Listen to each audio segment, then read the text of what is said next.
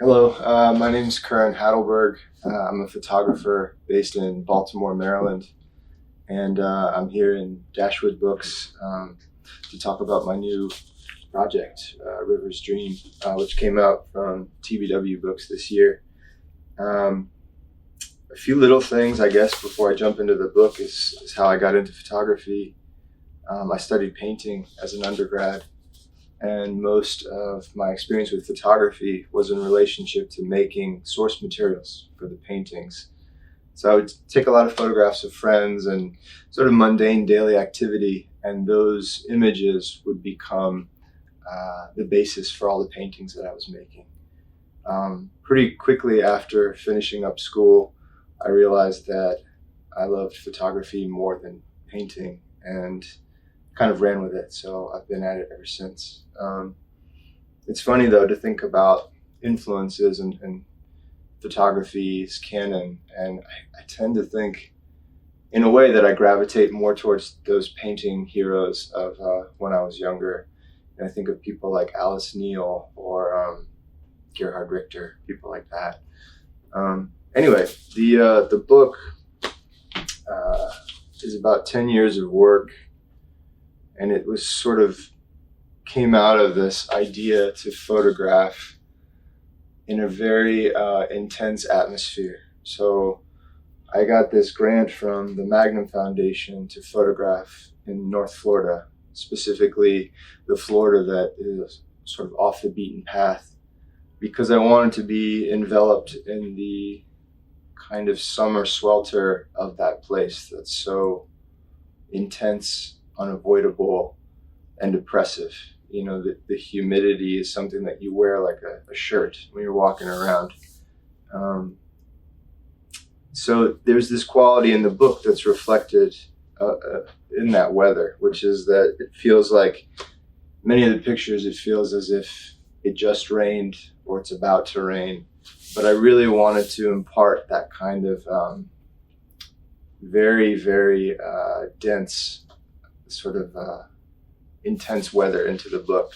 So that translates onto different elements of it, like the cover here, which in my mind is almost like this sort of swamp environment in which I found myself in Florida. It's almost like the surface of the swamp or a kind of petri dish. Even in the pages, choosing the paper stock, things like that, you know, we picked something that felt almost slick to the touch, that sort of mimicked that weather that I experienced while I was there. So there's other things that show up throughout the book that are native to the Southeast, in which I made most of these pictures. You know, you'll see reptiles repeat over and over, like there's the snake or the alligator, things like this that kind of are kind of symbols of that environment that show up over and over again. So trying to preserve and communicate that very dense, heavy heat and atmosphere that I experienced while there into the book was an important part. I guess another element to discuss is, aside from that kind of atmospheric intensity, is sort of process. So at the beginning of any trip, I am reliant on the car. So in that sense, I'm attached to this road trip history. Although I always kind of rejected this notion of the road trip because it placed too much emphasis on like this hero myth of photography in which the photographer is out there on their own, bending the world to their will in this way that I find to be totally artificial and complete nonsense. For me, I'm much more interested in this idea of collaboration, of finding this place of mutual exchange with the individuals and families that I photograph, because I really do think of it as this place in which we create a sort of new connection through photography. So I'll spend typically a long period of time with the people that I'm photographing. That could be 5 minutes, it could be 5 hours, 5 weeks. with the individuals that I'm photographing. It just depends case by case. But it's sort of this process of saying yes to everything that they ask and sort of seeing where I'm going to end up at the end of it. So this notion of a kind of like overlapped shared experience, this place of intimacy and vulnerability, is really something that I find to be the most core principle of what I'm doing when I'm photographing.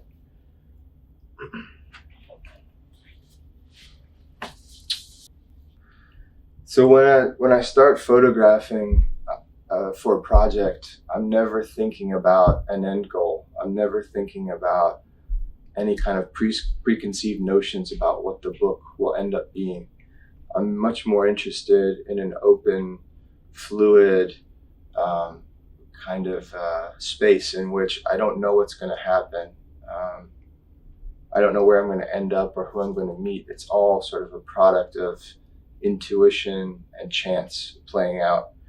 So when it's time to make a book, it's all done in the editing process. It's something that is arrived at through editing, not any sort of prior conception, preconception. So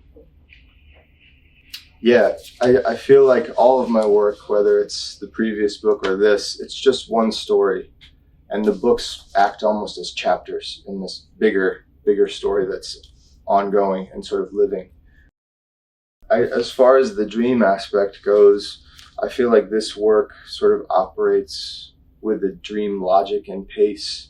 There are all these symbols and non sequiturs that occur within the book that one might encounter in the dream state. There are also many families, individuals, and people that show up repeatedly throughout the book across multiple timelines. So a photograph of a person might be 5 years apart, the same person might be 5 years apart. So in these ways, I feel like the book sort of operates with a kind of dream logic. Yeah. If there's any kind of advice that I can share about being a photographer, it's just hard work. There's not really any sort of secret or shortcut.